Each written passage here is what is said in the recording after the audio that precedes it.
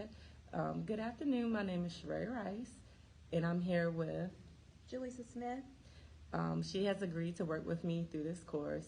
We did a pre-conference in September, and today we're doing our post-conference. I was able to observe her class on September 29th. The lesson was about the scientific method. So the purpose of this post-conference is just kind of see how your lesson went and what's going on. If you want to introduce what grade level you teach and subject. Okay, I am currently teaching in a multi-categorical special education classroom in high school. The particular lesson that Sheree observed was my sophomores, and we're doing biology this year. Okay, so how do you think the lesson went? I think that overall the lesson went well. The majority, and when we get to it, the majority of my students met my objective. Not only met it, because I think I asked for 80%, but 100% accuracy. I think I had one student who did not meet my objective. So as far as that is concerned, I think it went really well. I think for the most part, the kids were engaged and they were on task.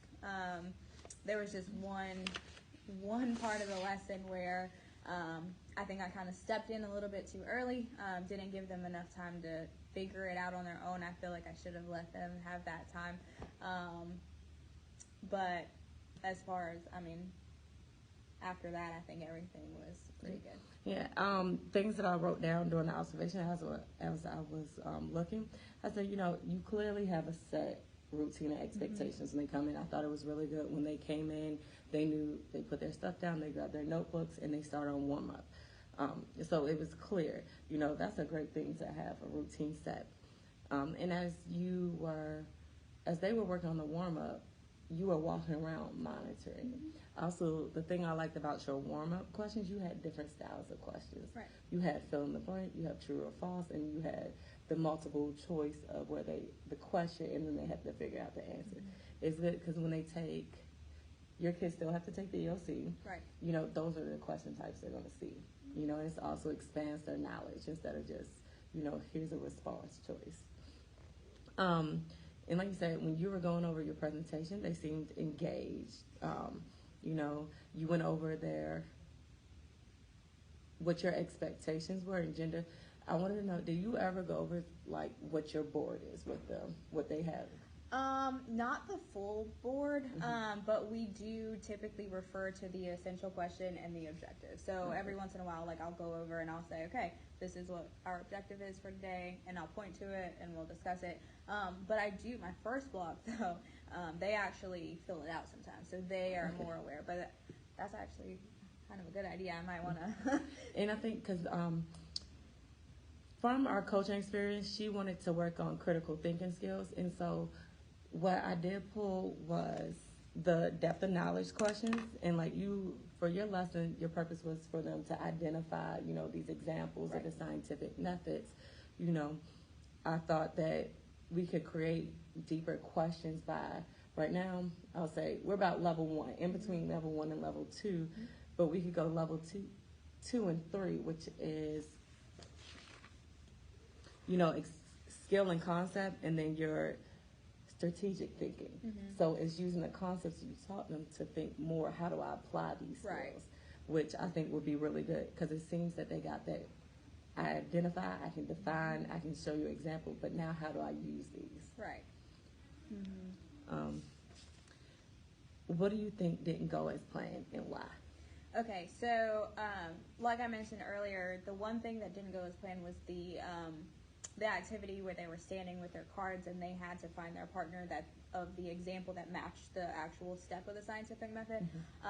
And that didn't go as planned because I initially wanted them to just figure it out. And my first and second block did really well with that. But my fourth block, at that point, I just kind of saw their faces and noticed that I felt like they needed more guidance. And so I ended up kind of placing them where they needed to go, and then we went over it together, which is not how I planned it at all. I wanted them to figure it out, and then we were going to kind of talk through it and do it that way. And I think that might have just been me overthinking, and sometimes you just have to let them Figure it out. be. Yeah. So I did say, like, you had them when they did that matching. Like, I think it was a good idea that you did step in and that you did go. But maybe you could have had another set of matching where once you modeled, this is what we do. Right. Then the next one, they do more independently, and then you can see if they took that, what you taught them, you know, and model, were they able to apply that skill. Right. And, you know, now that I think about it, that actually did happen during my second block, but I didn't have as many kids in that block. I was very short on kids, so I did have extras after that. So next time I'll probably just overplan and just create some more, and then, yeah. So that would be good. You know, overplanning sometimes is a good thing, because then it's like, oh, here we go, we can do this and change things. Yeah. You know, did your materials meet the activity and group objective? I think that they did. The warm-up, I think, went great because it was able to review, first of all, what are the steps to the scientific method, what do they mean, because they had to know that first before they can even look into the examples of them. And then with the matching activity with the cards, I think that worked really well because they were able to see, and it was bigger visual, so they were able to see, okay, this is a hypothesis, and this is what a hypothesis looks like, and they were able to put those together. And then as far as the end of the lesson is concerned, I think that their review activity at the end really put the activity that they did into real life. You know, they were able to actually apply that at the end of the lesson. So. Gotcha. Some things I did point out as to, I like that they repeated the terms with you.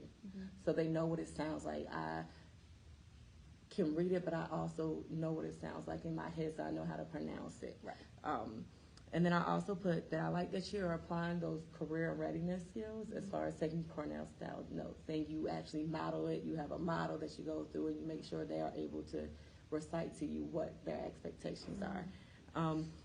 You did a PowerPoint over the examples, and I thought about, you want them to think more critically. I think showing them examples, and then maybe because we work with smart boards, that maybe the next slide, you know, in an activity like this could be an interactive slide where you have those good examples and those, you know, bad examples, and they have to differentiate, you know, which one goes where. Right, and that's one thing that I did not even think about. I did not even think to incorporate bad examples. And so, like, you pointing that out, like, that's a big deal because they might see that on the EOC. Which of these is not an example of this? And then they can also, you know, explain, and you also can realize that they're understanding what you're teaching, because then they can point out, why is it a bad example? What makes it, you know, bad? Right. Okay. And you did talk about it previously. You stated that, you know, some of the kids did master it. How many kids mastered from your data? So 6 out of the 7 that were in class that day mastered it. 6 of them got 100% accuracy, and then I had one student who completed it with 50% accuracy. And that's typical, I would say. He's typically one that struggles a little bit more with, and so what I have done from that point on, I've actually pulled him. So when we do things like Imagine Math and things like that where the kids are independent, I've pulled him to kind of work on these skills and kind of up these. In my last class where we were reviewing the scientific method, he was able to identify and connect the examples to the steps of the scientific method pretty well after that construction. Good, that's good. So, you know, based upon that, I think you hit your goal, because I remember when we talked in the pre-conference, you wanted 8 out of 11, even though, you know, different circumstances, you were missing some. Right. But the majority of your class did meet that goal. Did you assess the students that were missing on the same thing? I'm trying to think. Not on this particular assessment, but we did do a similar activity, and I was able to assess whether or not they were able to do this. And I know, which is good, and I know we talked about in the pre-conference also about grouping, and I saw that you did take it and make them partners, and you did the group activities, and then you had them work in partners to create their own examples.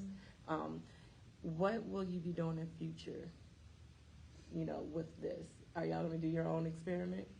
That's what I'm planning to do. I think that a lot of times we don't get those science fair, opportunities. So I kind of want to move us to that point at the end of the year where we can have like a class science fair and they can create their own experiments, test their own hypotheses, things like that. And so I'm really looking forward to it. But we got to get these steps down and understand how to really use them and apply them before we can get to that point. Gotcha. Okay, so what I got to look at is the strengths of the lesson. I think your strengths were you were very organized. You explained explicitly what was expected of them. You went down each example. Let me see what else I put here. You did try to elaborate and pull some more out of them. You had your students who were engaged. I like that you had them go up to the board with the warm-up and explain and ask them what their notes were about to access their prior knowledge. And I like that you did positive rewards for them participating and knowing what they're on. Just praise in general is great for a kid to know. Right. I like the strategy that you gave them about highlighting the key words, what's going on. So when they do see questions or when they see, the experiment and the parts of it, they highlight those parts. That's something they can apply across the board in any, instructional area. I like the examples you were giving. Like your qualitative example was really good, where you talked about, it's the quality, and quantitative is the numbers, changing them into simpler terms for them. And before going on to the next, activity, you review what they did from that side. What do you think were the strengths of that lesson? I think part of my strengths are being able to connect the beginning, middle, and end, because everything built on each other. So their warm-up allowed for them to move on to the notes that we did, because if they didn't understand what the scientific method was, we couldn't even move on to the example. So I think that the beginning, middle, and end was set up well. I always feel that one of my strengths when I'm teaching is the praise.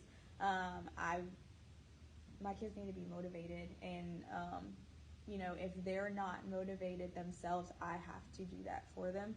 And so I think at some point, I might have walked around if they were doing good and threw a starburst on their desk or something like that.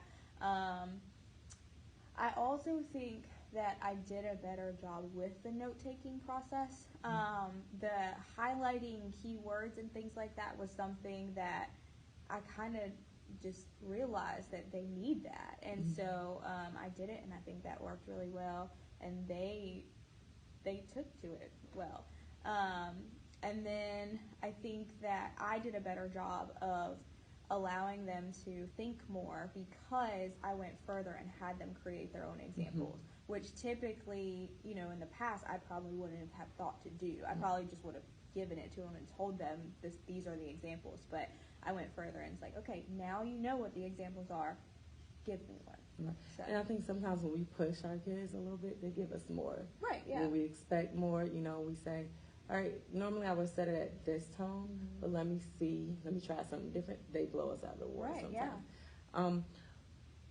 Areas of improvement, based on the evidence, you did differentiate for the students, so I think it's good. Just you want them to critically think, just applying those skills, how, like we said, with the bad examples, because we're not always going to see those good examples, and maybe them, I like that you moved them, but maybe moving them to that board, moving them, getting them to actually apply, and maybe some time frame saying, okay, you guys, I'm going to give you, in between questions, I'm going to give you a minute to think about your response, and then go from there. And then maybe I pass. If you don't know, pass it to a neighbor. Those things can have them, giving them more time can help them bring out what they don't know, right off the back. What do you think some areas of improvement for this lesson could be? Pretty much the same thing. I think that even though I did take it a step further and having them create their own examples, there's still another level of thinking that we can hit. And I don't want to keep my kids stuck in the level one of thinking, because that's not doing them as much good as if I branched out. So I think that definitely pulling them further and looking at what do bad examples look like, and not just what do they look like, but why are they bad examples. So that's one thing. And then two, like you said, the interactive piece of it. I tried to get a little bit more interactive with that activity. It didn't go as I planned it. And maybe if I had them doing it on the smartboard where it's more engaging because it's technology based, I think that would be something too that would benefit them, especially since one of my weaker areas, I think, is incorporating technology. Okay. So, so what do you think? So, do you feel that your goals were met during this coaching cycle? I think so. I think that they were met during this coaching cycle. As far as like my actual lesson went, I think that obviously my objectives were met, and then getting that feedback from you in kind of seeing how like our it matches up, because that critical thinking piece is really something that I need, and so being able to get like your insight on how to do that really helps me to eventually meet my goal. Okay. And then the future coaching cycle, we have one more cycle that we'll go through. What would you like to work on? I would say, obviously, that critical thinking piece, obviously. But also, how do I incorporate technology into my classroom? That's really something that I need to work on. Okay, so why don't we sit down, and we'll go through like the different depths of knowledge and, Bloom's technology, and see what those 2 and 3 level type questions look like. Well, not just questions, but the terminology. So we can look at those questions, and I definitely, not the questions, but the vocabulary, just the terminology, and that will help your students also. Like a type 2 question could be analyzed. Right. And so from type 2 questions to level 3, which is like assess, revise, critique, and to investigate. And that's part of science, is investigating. Right. And now that I think about it, with revise, I never would have thought about that. But once I provide those bad examples, I can give them a bad example and I can tell them, revise this, make this a good example. Yep. And so that would take things to a whole nother level. So, and that's really a level 3, that strategic thinking. Right. And then also with incorporating technology, there's so much you can do with the smartboard. Right. Like, I had to learn myself. I was not the email and the integrating, but I learned that even out there, like the Smartboard Exchange, we can pull and then we can modify, what you need. And so I could definitely help you build whatever your next lesson is, like, with that, and show you how to, like, finagle. I had to learn. But once you got it down, like, it's easy to go and it's easy to pull. It's a lot of stuff that's already made and that we can critique, like even Jeopardy's out there. You can make that a whole group activity, put them with partners, or we could just do the examples and show you how to clone and how to, block something until they click it, and move it, stretch, and all types of stuff. So that sounds good. We can do that. And I want to say I appreciate you working with me for this. Yeah, thank you. You're welcome. And then we will get planning on that. Okay. Perfect.